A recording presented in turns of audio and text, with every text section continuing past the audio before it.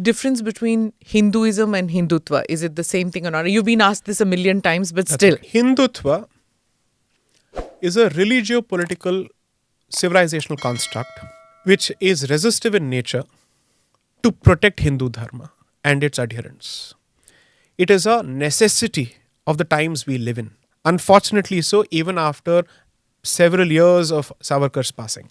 And I've said this in my debate with Mr. Tharoor or Dr. Tharoor, that it came much before Savarkar and it was actually formulated by Chandranath Boshu.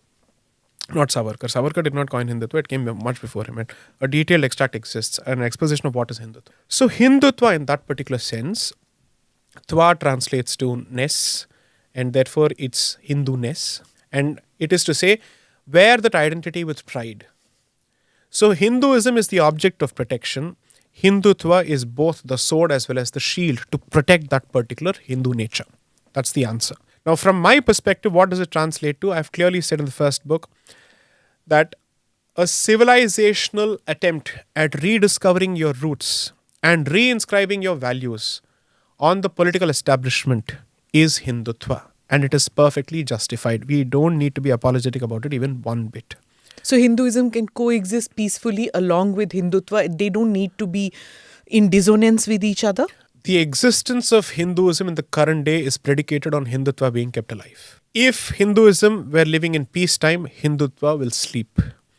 But if that's not the case, Hindutva has to stand up. It is the Kshatriya aspect of Hinduism. That pacifist nature of Hinduism is supposed to have kept this civilization alive despite the invasions, despite the colonialism. On the contrary, it's the martial spirit that has kept this civilization alive. The Vijayanagar Empire, Rana Pratap, the Marathas. Do you think they were being peaceful and therefore they were let alive? No, not at all. Pacifism has crept into this country after the introduction of the Arms Act under the British, where they chose to take away your weapons. And they chose to ban all your martial traditions such as Kalaripayattu, which is practiced in the southern part of the country. All these traditions were banned. So Kalaripayattu is effectively a martial art which is believed to have been founded by Sri Parashurama, and therefore it is in the Parashurama Kshetra, which is the entire from Konkan to Malabar. The entire region is practiced. Now the point is, it is absolutely factually and historically inaccurate to believe that the peace-loving nature of Hindus is responsible for their continued survival. No. It's the sword that protected you.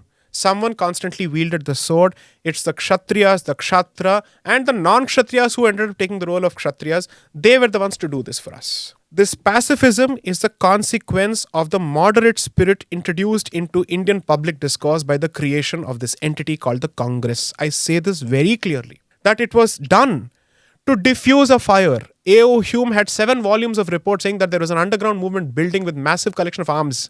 And there would be a massive repeat of 1857 or even worse. Then he chooses to come out with the safety valve theory that we need to create a political body which provides, let's say, a platform for ventilation so that this anger is dissipated. And therefore we have our ears to the ground. That ears to the ground is the Congress.